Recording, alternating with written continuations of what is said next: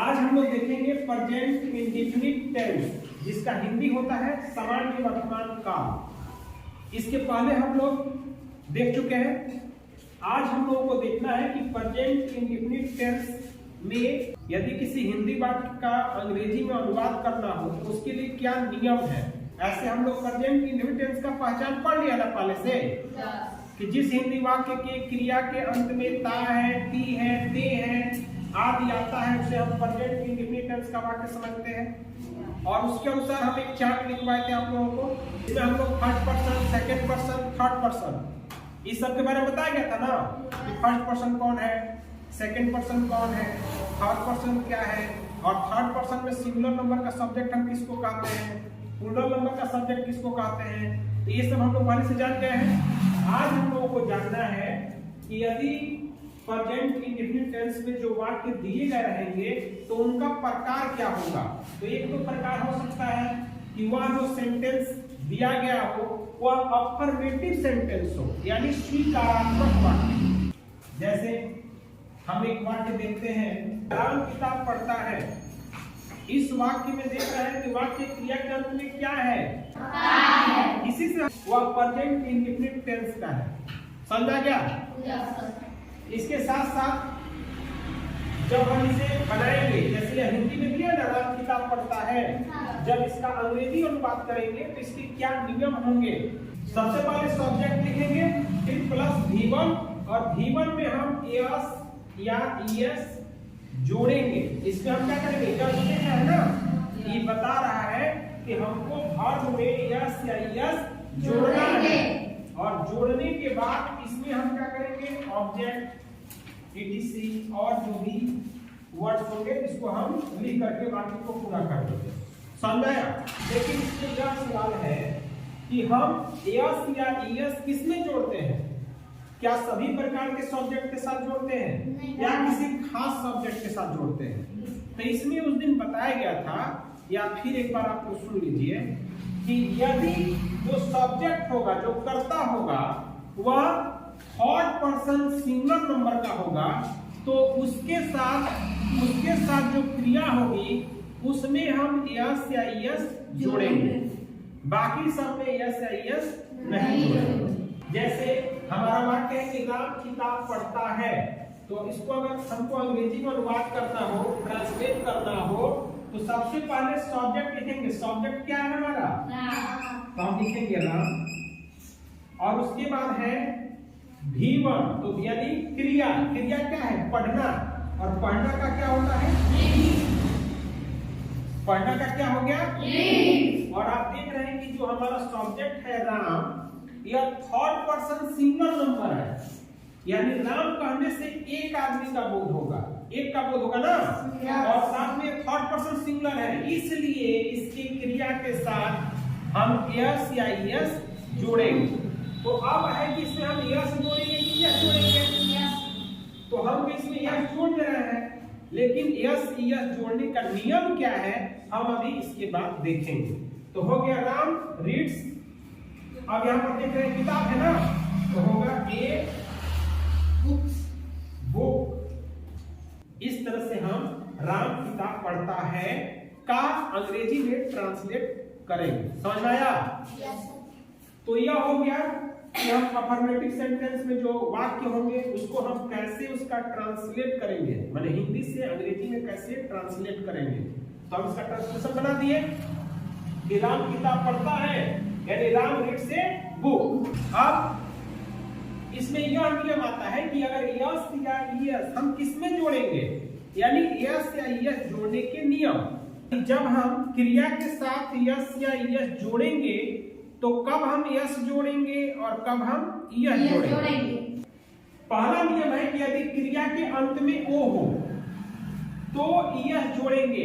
जैसे गो मीन्स जाना, do means करना, तो यह क्या है, एक क्रिया है। आप देख रहे हैं कि गो, जीओ गो मीन्स जाना, और वो एक क्रिया है ना, तो इसमें अगर यदि इसका subject third person singular number हो तो इसमें हम ईएस जोड़ेंगे।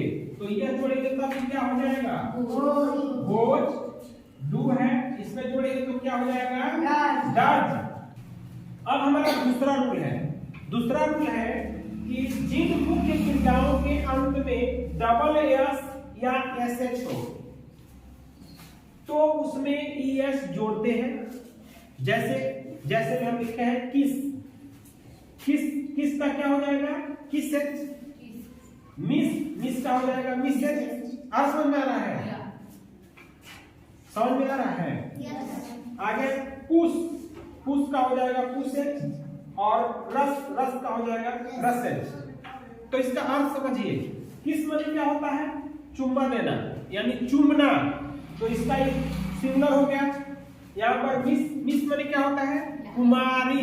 मिस माने कुमारी। जैसे आप लोग जो मैडम है जिनकी शादी नहीं हुई, आप लोग कहते हैं ना कि मिस के पास है या मिस बोलते हो ना, तो मिस का हिंदी अर्थ होता है कुमारी। समझा रहे? जिनकी शादी अभी नहीं हुई है। ठीक उसी प्रकार पुश माने क्या होता है? धक्का देना, धकेलना। अर्थ समझ नहीं करते, थोड़ा पुश कर दीजिए यानी धकेल दीजिए।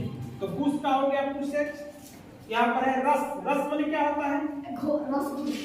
नहीं, रस माने क्या होता है? रस माने तो ऐसे होता है जल्दबाजी करना। तीसरा नियम है कि जिन मुख्य क्रियाओं के अंत में कॉन्सोनेंट माने व्यंजन वर्ण। आप समझ में, हम जानते हैं अल्फाबेट में कुल कितने लेटर होते हैं? 26। आ रहा समझ में? और उसमें कितने वॉवेल्स होते हैं? 5। और बाकी 21 कॉन्सोनेंट होते हैं। तो कॉन्सोनेंट अगर हो तो सबसे पहले वॉवेल कौन कौन से होते हैं, एक बार बताइए। समझ में आ रहा है? A-E-I-O-U। इस पांचों को छोड़ करके यदि कोई दूसरा लेटर है, जैसे में आप देख रहे हैं क्राई मीन्स चिल्लाना, क्राई मीन्स चिल्लाना। तो इसको जब हम सिंगल नंबर में लिखते हैं, जैसे लिखते हैं CR और Y को I करके इसमें ES जोड़ देते हैं यानी क्राइज। उसी प्रकार मैरी मीन्स शादी करना, मैरी मीन्स शादी करना। तो इसको भी ऐसे करते हैं, MARR। Y को I में बदल करके ES जोड़ देते हैं, मैरिज। उसी प्रकार है ट्राई मीन्स कोशिश करना। ट्राई मीन्स होता है कोशिश करना। तो ट्राई को भी हम लिखते हैं TR और Y को I में बदल के ES जोड़ देते हैं, ट्राइज। आगे फ्लाई मीन्स उड़ना, फ्लाई मीन्स क्या होता है? उड़ना। तो हम फ्लाई में यहां ध्यान दीजिए, फ्लाई Y का I करके ये जोड़ देते हो जाता है फ्लाइज। समझ में आया? अब हमारा चौथा नियम है कि जिस मुख्य क्रिया के अंत में CH, Z और X रहे तो इसमें भी ES जोड़ते हैं। जैसे हम कुछ यहाँ पर देख रहे हैं वर्ड लिखे है ना, यहाँ पर लिखे जैसे वॉच, WATCH। वॉच मीन्स होता है निगरानी करना, देखना। अर्थ समझ में? तो यहाँ देख रहे हैं कि वॉच है, तो वॉच में यहाँ अंत में क्या है? CH। तो जब इसमें भी अगर हमको S या ES में से किसी को जोड़ना पड़े तो हम किसको जोड़ेंगे? ES को। यानी लिखेंगे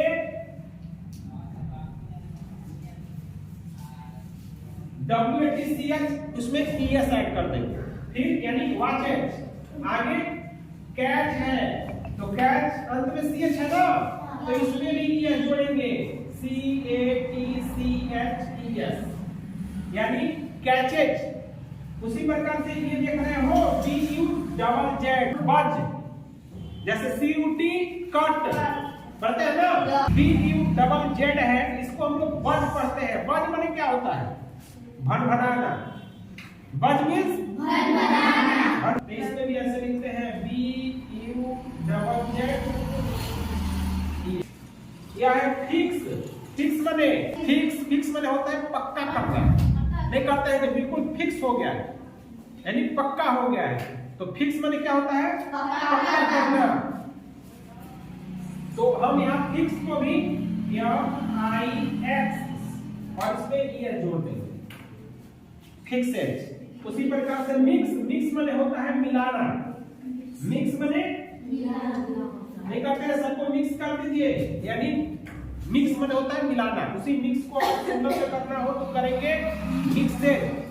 अब हम कुछ उदाहरणों को देखेंगे, जैसे कि राम स्कूल जाता है, ठीक है ना। तो इसको अगर हमें अंग्रेजी में ट्रांसलेट करना हो तो कैसे करेंगे? तो सबसे पहले हम लिखेंगे सब्जेक्ट। तो सब्जेक्ट क्या हमारा है? राम।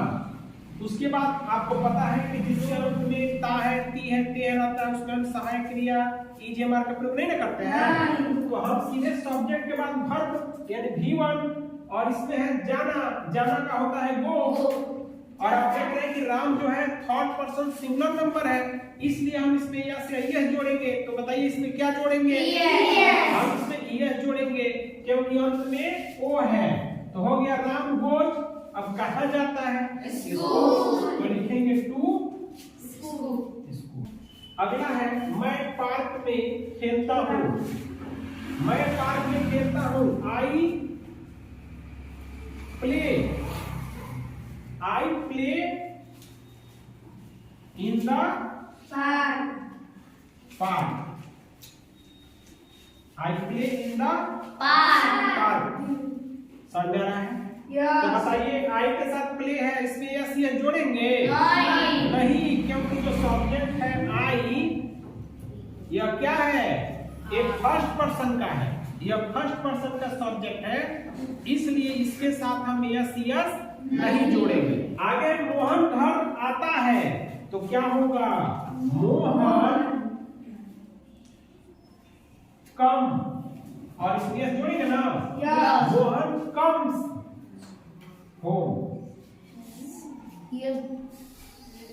समझ में?